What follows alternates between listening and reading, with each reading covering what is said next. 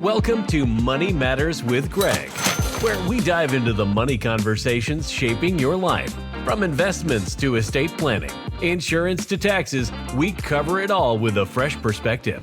Join Greg and his guests each week to get inspired and take control of your financial future.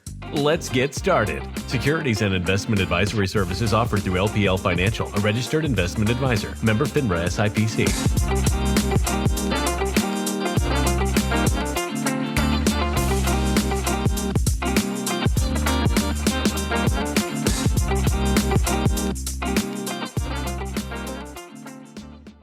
Hey there, and good afternoon. It's Greg Farrell, CEO and President of Farrell Wealth. The show's Money Matters with Greg. It's a show about money. We talk here on WVLP 103.1 FM and are thankful for the opportunity to be able to speak here and talk about finances for the next half an hour or so. Some of the things that we might be able to help add some value to your family and add some money to your pocketbooks. So excited to be on here again today. It is the week of June 23rd. It seems like a blur. I just got off vacation, which is fantastic. I'm sorry to miss you guys last week. We podcast here on Apple and anywhere really you pod, Spotify, you name it. But the show's broadcast WVLP, and I was away with the family. Was very excited to be able to put everybody together and very honored by all their presence, that everybody could enjoy a week with dad and mom and have a good one. So we had a great time. It's back to it here. It's back to business. And we are ready to rock and roll here on Money Matters with Greg. With WVLP and being on the station, I wanted to mention July 11th is a fundraiser that we're having here in Valparaiso, Indiana. And locally, we're having it here at a hog roast at the Butterfield Pavilion. It's a wonderful pavilion. It's been redone the last couple of years. It looks fantastic. It's from 4 to 8 on July 11th, which is a Friday. So stop on by if you're around locally. We'd love to see you. It's a Mexican fair in celebration of Cinco de Mayo, and we're going to go Mexican this year. They've done hog roast in the past, but they're going to go with Mexican this year. So we're happy to support that, happy to be a proud sponsor of that event for WVLP 103.1. So come on out. We'd love to have you and love to see you as well. Some of the things we're going to talk about today, we're going to talk about the market, which unfortunately I have to talk about the market again because it's just been necessary with the way things have moved in regards to the recent geopolitical news that you might have heard of. There was a couple things that happened over in Iran. And then I want to talk about the second, really the end of this session today, as far as this episode. I really want to mention some of the things that the Secure Act 2.0 came out with a little while ago, a couple years ago even, back in 2022. Secure Act was in 2019, and then 2022 was revised with more additions.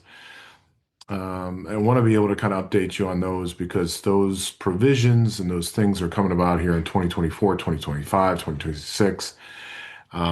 Many of the things that the IRS has not even ruled on yet, but they are coming. I want to be able to mention to you some of the things that might really be helpful for you overall. So with that being said, show's Money Matters with Greg. I'm Greg Farrell, CEO and President of Farrell Wealth. It's a wealth management firm here locally in Valparaiso, Indiana, serving clients in 22 states nationwide. We work with a lot of high net worth, ultra high net worth individuals and families, and then also do a lot of retirement planning in regards to businesses and retirement planning. We're going to talk a little bit about that when I get into Secure Act 2.0 today. And again, catch us wherever you spot it, wherever you pod. The podcast will be up and running in a day or so. From this episode. It'll be episode 159, which is crazy. And then we'll be on YouTube as well. So you can catch us on a YouTube channel at Farrell Wealth, and all of our socials are at Farrell Wealth. It's like Will Ferrell, pronounced like Will Ferrell, but he spells his name wrong. It's FARRALLWEALTH.com. With that being said, I also want to mention real quick, we are excited for the next few weeks to be sponsors of the TBT basketball tournament that's nationwide, that has alums from all different universities and also programs um, out there as far as charities as well, for $1 million prize money, winner takes all uh, competition. If you've never seen it, it's incredible. And we are going to help sponsor the Valparaiso University team that is out of Valpo. So we're very excited about that. So I'll have more information on that on upcoming episodes, but be on the lookout at the TBT tournament for our new company, Fairwealth NIL, that will be sponsoring that company, or that team. That company is a new company that started about a year ago, helping college athletes with manage financial literacy for their NIL dollars, and hopefully helping them save for the future. So we can talk more about that later. In the meantime, I want to rock and roll here and get right into the overall markets, and just say, hey, look, Tuesday was quite a day. This is, broadcasting here on Thursday at 1 o'clock, and then replayed on Saturday. And just last Tuesday, we hit record highs thanks to the de-escalation of the geopolitical tensions that happened, and also dovish reaction to Chairman Powell's testimony from the Federal Reserve before Congress, and the S&P rose a little over 1%. Uh, Really gapped higher on the open amid the broad wave of global risk on money flows after President Trump announced the ceasefire between Israel and Iran. A big shift in global geopolitical landscape for sure, that's really been weighing on stocks recently, with oil going all the way up to $75 a barrel and now going all the way down to 65, which is a huge help to the consumer. Like I said, outside of all that and what happened over the weekend with the nuclear bombings that actually happened, that looks like it's going to create that ceasefire, did create the ceasefire, and then ultimately talks here in the next few days, was the Chairman Powell's FOMC comments about sort of a quote unquote remain wait and see mode. His semi-annual testimony before Congress, he sort of noted to policymakers that we remain well positioned to react to incoming data. That's interesting because the consumer confidence index fell more than 5 points this week to 93 from 99. We're expecting a slight rise to 99. And then two home price reports unexpectedly fell into negative territory in April. So, given Powell's sort of data dependent commentary, Treasuries really, Treasuries rallied. They caught a bid for sure. And the rate cut expectations kind of shifted to the favor of the doves, which further supported the rally. So we'll see where this goes from here, but it's just interesting to see where we are in regards to the markets. I mean, S&P 500's rallied here over 6% in the last 3 months. We have now are up 3% for the year, where we were previously down, and we'll just kind of see how this goes.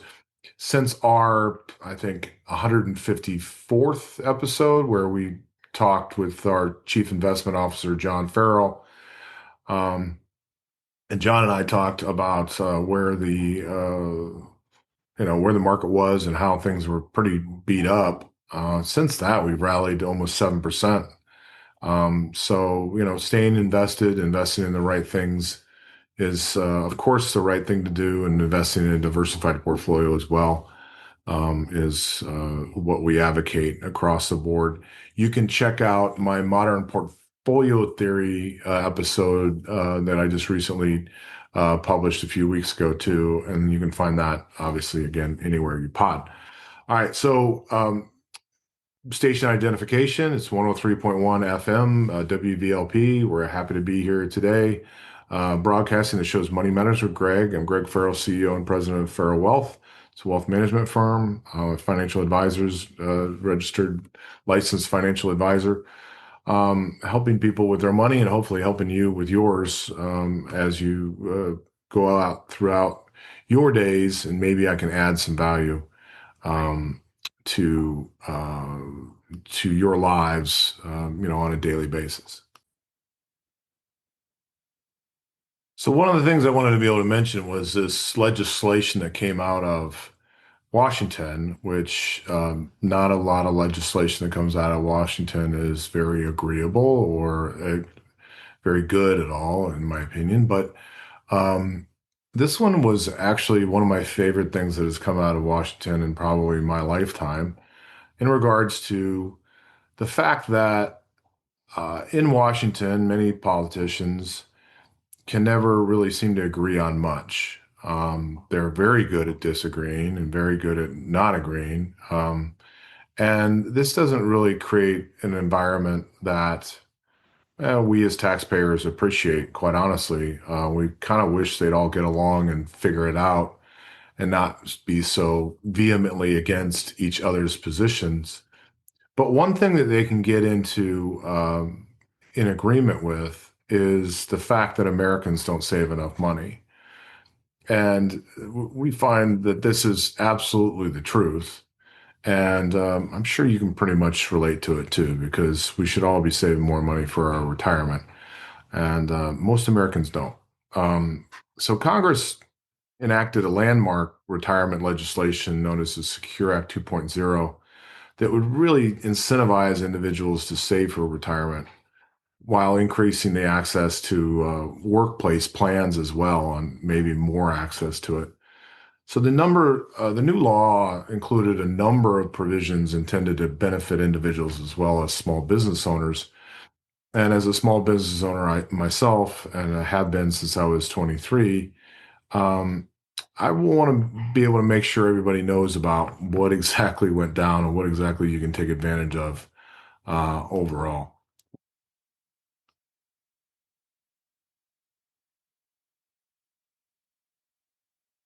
All right. So one of these things that I wanted to be able to mention was this enhancement of tax credits. Me as a business owner, since I was 23, and multiple different businesses that I've started and run, and then now with Farrell Wealth and now with Farrell Wealth NIL, I have an opportunity to be able to, as a business owner, anyone does, establish a retirement plan and be now incentivized with tax credits for small businesses. It's really, really nice. These all started in the beginning of 2023, but employers with up to 50 employees are eligible for a credit equal to 100% of the amount contributed by the employer, up to $1,000 per employee.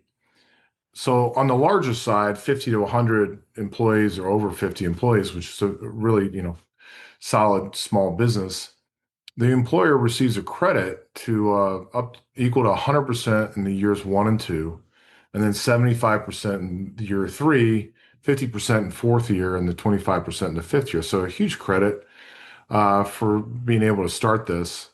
So it kind of phases out as the number of employees exceed 50 during a taxable year, and any employees earning more than $100,000 per year are excluded. But it's a really nice incentive, and the current 3-year startup credit is equal to 50% of plan expenses up to a cap up to $5,000. So even smaller businesses below 50 can, if you start up a brand new plan, you can get a credit up to $500 each year over three years, which is really nice. So that's an extra $1,500 in incentive that you didn't have before. And these are all really coming about. It's interesting. The IRS really hasn't even ruled on some of these things, But Congress came out with it and they said, this is what we're doing. And the IRS has been very slow um, uh, rule on any of this, but it's out there. And I just want to let you know that it is, and it is something that's available to you as a business owner, but also some of these provisions are available to you um, as a participant in a plan if you currently have a plan today. So the Secure Act of 2019 raised the age of RMDs. So the second one is really changing the required minimum distribution um, number. Secure Act of 2019 raised the age of RMDs from 70 and a half to 72. Most everybody knows that. And then from 72 to 73 in the year 2023, and then 75 in 2033. So that's going higher. Earlier drafts in the Secure Act 2.0 had a phase-in period with a gradual increase to 75 by 2023. The final version does not include a phase-in and will simply raise the RMD age from 73 to 75. So basically what that is you are required to uh, Uncle Sam's never seen your account that's been in a 401k or an IRA. You've always been deferring that money. And that deferring, as far as that tax, you've been deferring it and deferring it and deferring it. And all used to be now 70 and a half, they wanted their money and you owed a percentage of that money, whether you're male or female. The table's different and comes out every single year with the IRS, and you can Google it. Um, it's a small percentage initially, but they want their money. You're forced to take out some of that money. You not just let it grow tax deferred for all these years, which really makes people frustrated if they don't need the income. But that is what it is. And so that was 70 and a half. Well, that went to 72, and now 73, and then ultimately 75, which is nice. So you get to grow that money even more without having to touch it, without having to pull that money out and requiring you to that minimum distribution. So the other thing that it did was actually it reduced a penalty on a tax for the failures um, for an individual to take a minimum distribution from. It was really severe at one point. It was 50%. So now it's down to 25%. Plus, they allow you to correct it. So if the failure is corrected in a timely manner, the excise tax is reduced from 25% to 10%. And these changes are in effect as of 2023. So if you're making a mistake on your required minimum distribution, and again, you want to add up all the different IRAs you have because you're required to take a total from one or total from all of them, however you want to do it. If you want to add them all up and take it from one, you can do that.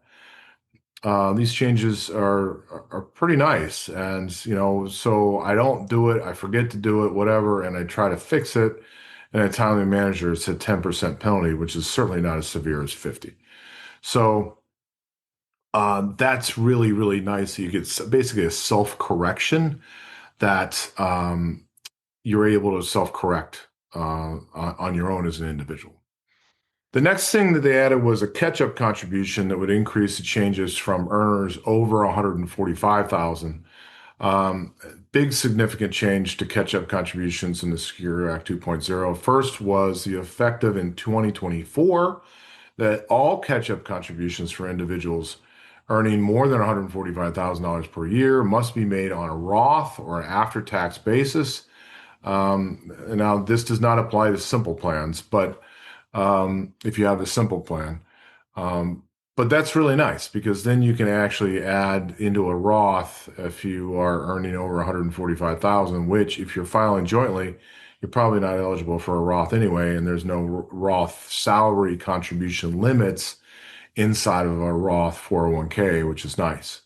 So you can ask me more about that later. By the way, if you want to ever ask me any questions, just email me at greg@farrowwealth.com, and I'd be happy to email you back with responses or call you or whatever it might be you need and help you out. The second catch-up contribution that's really cool is once you turn 50, you're allowed to have a catch-up contribution. They change it every year. It goes up. It was $7,000. Now it's $7,500. It's going to 8. It'll go to 8,500. It'll go to 9 down the line.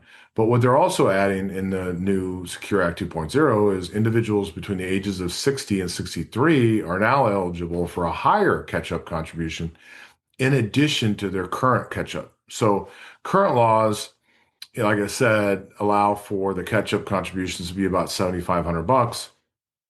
But effective in 2025, individuals would be able to contribute the greater of $10,000 indexed or 150% of the regular catch-up, which would be about $11,250 in 2025, 2023. Now, for simple plans, individuals would be able to contribute a greater of $5,000, which would be about 5520 in 2023. So, again, going into 2025, you're going to have to figure this out. Obviously, you can work with an accountant on this to make sure that you have the numbers right. Another thing that was added that it needs to be mentioned is there's a self-correction of inadvertent plan and IRA violations without submission to the IRS. You don't have to submit it, you just fix it yourself. So all inadvertent plan violations may be self-corrected under this new IRS employee plans compliance resolution system. Like everything in the IRS and the government has some sort of acronym, and it's called the EPCRS. You can Google it. Without a submission to the IRS, the rule does not apply to the IRS if the IRS discovers a violation of an audit on an audit, or if the self-correction is not completed within a reasonable period after a failure is identified. Now, whatever that reasonable period is we'll see. But anyway, nice offering for you to be able to fix it if you've got a problem. So the other thing too is that it added was matching contributions for student loans payments. Now, as an employer, you can actually, if you have a match, and most employers have, it's 3, 5, 6, 10% matches. And recognizing that many individuals are not able to contribute to workplace plans because they're paying back student loan payments. Secure Act 2.0 includes a provision aimed at encouraging younger workers to begin saving for retirement. So what they allowed is the employer to use that match for all contributions under a 401k, 403b, or a simple IRA plan based on a participant's student loan payments. Government employers would also be permitted to make matching contributions to a 457b plan for their retirement or any other plan with respect to such payments. This provision started in 2024, sorry. So that's big because with a lot of students coming out of school, they have student debt. You as an employer can use that as an attracting good talent to say, look, we hear you. We're going to take our 3% match and put it towards your college debt. Now, there's no necessary rule on finding out what that debt is or how that debt looks. Every employer is different. So there's no rule coming saying, look, you have to go verify that the student, now the new employee has student loans. Each employer is allowed to do it however they like to be able to make sure that they are really being truthful and the match does go towards that student debt. So that's a per business owner policy that you're going to have to come up with and put together. But really nice. I mean, it's a great rule. It's a great offering. The other thing is auto enrollment and auto escalation in most new plans are required. Beginning in 2025, all new 401k and 403b plans will be required to include automatic enrollment for all eligible employees up to a minimum of 3% and a maximum of 10% of eligible compensation. And they also have automatic escalation, which means you increase your contributions at 1 percentage point per year to at least 10% and a maximum of 15% each year, which is really nice. So plans in existence before the date of enactment would be grandfathered in or not subject to these requirements. But then there's also an exception with government plans, church plans, employers with 10 or few employees, and new businesses within the first 3 years of operation. And additionally, it does not require an employer to have a plan, but instead applies to employees deciding to start a plan, um, which is which is nice. It's actually well thought out to say, look, we already had a plan. We shouldn't be required to do auto escalation and auto enrollment like other people now that are just starting out as a new plan. So it makes a lot of sense. The next thing that they added was effective in 2023. Simple and SEP contributions for employees and employers can both be made on a Roth basis. The employee must select the Roth treatment to make sure that is valid. Oh, and I forgot to mention, like the employee, if they want to not enroll in the 401k, they just have to defer and say, I don't want any match. I don't want any automatic enrollment. I don't want to automatically be in because I basically opt out. So that's back to the previous one. As far as the listing goes, if you opt out, you're not going to get anything, which doesn't really make much sense because it is free money from your employer. The other thing that really helped was they added two ways to save for emergencies through a 401k plan. It enables emergency savings accounts to be created within 401k plans, which will allow employees to save for these emergencies and make withdrawals without a penalty. So a lot of times, plans allow for loans, and employees get in trouble for whatever reason.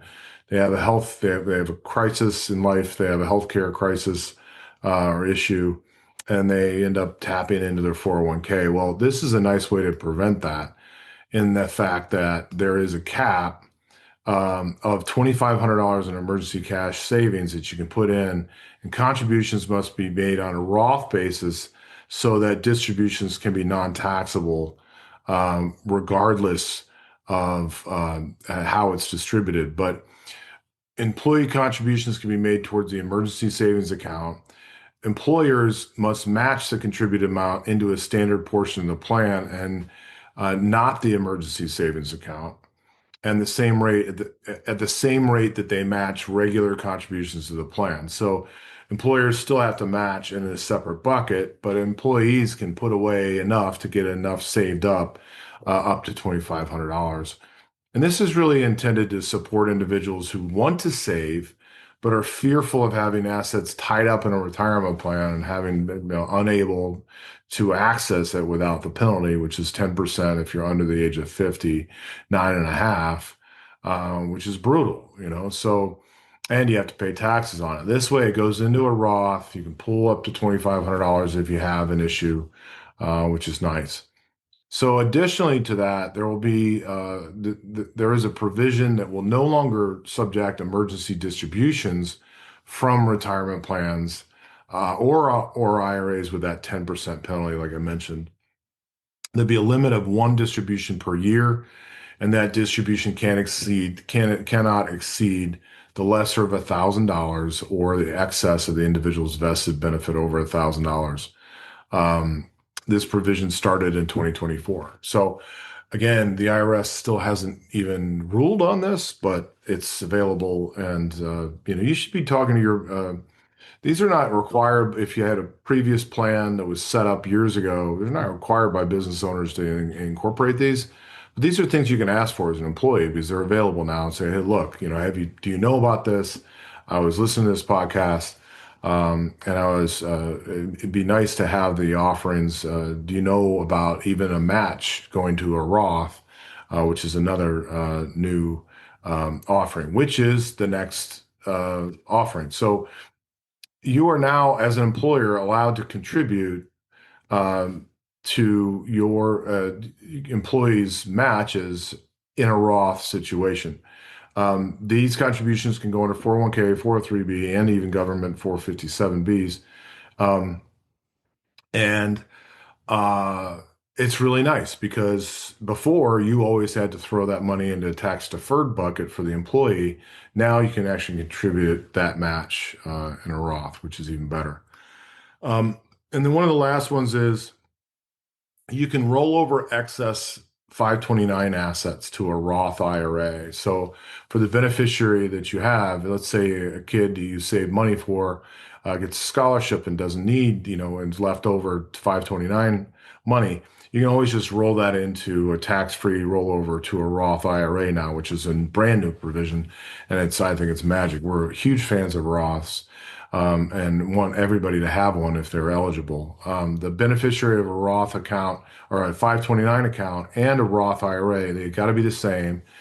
And the 529 account of the beneficiary must have been maintained for at least 15 years. So there are rules on this. You can't just show up and do it, but it is doable. The rollover could be subject to the lesser of the Roth IRA limits, which is obviously income limits. And the aggregate amount really contributed to the 529 account over the previous 5 years as well. There's a per beneficiary lifetime limit of $35,000, but really nice because nothing's better than giving a paid up Roth IRA to any beneficiary that they can grow tax free for the rest of their life. So it's really aimed at supporting the middle income savers who have been making contributions to a 529 plan in lieu of saving for their own retirement. Now they can actually work on themselves and instead of their kids as far as this goes, and have the options to be able to do it. So with that said, we always like to be able to make sure that we offer our clients as many options as possible and just present them, whether they fit for a client or not. It ultimately depends. But as far as being educated and being informed, I hope that these provisions allow you to be able to go to your employer or allow you to be able to put more money away in some sort of mechanism, allow you to be able to roll over your 529 kid for your, to your kids or even your grandkids. So, if you didn't know about them before, there you go. If you knew about them before, hey, go for it. And I highly recommend you just keep on consulting, obviously, tax attorney, tax accountants, and your financial advising team. But with that being said, that's what we're trying to bring to you here is adding some value on the show. So the show's Money Matters with Greg. I'm Greg Farrell, CEO and president of Farrell Wealth. And with Money Matters, we try to bring some value to you guys out there in the listening audience here on WVLP FM 103.1 locally to Valparaiso, Indiana. And then also streamed as well at WVLP.org. And then, of course, in our podcasting world that we have out there as far as wherever you pod, Spotify, Apple, you name it. Next week, I'm going to talk about the Goldman Sachs 10K SB program that I was a part of, and I've been honored to be a part of. I want to give some really nice, solid time to what that is and how that works and how that might be able to help some small businesses out there. I was flattered and honored to be part of the inaugural class in the state of Indiana. And we just graduated last week. We're all pretty tired because they beat us up pretty badly, but I'll explain more about that later in another event. So in the meantime, thanks for listening. Thanks for being a part of this, and have a fantastic and profitable week. We'll see you. Thanks for tuning in to Money Matters with Greg. We hope you gained some valuable insights today. Remember, your financial journey is personal, but you don't have to go it alone. If you enjoyed the show, be sure to subscribe and share. Until next time, here's to making your money work for you. Securities and investment advisory services offered through LPL Financial, a registered investment advisor. Member FINRA SIPC.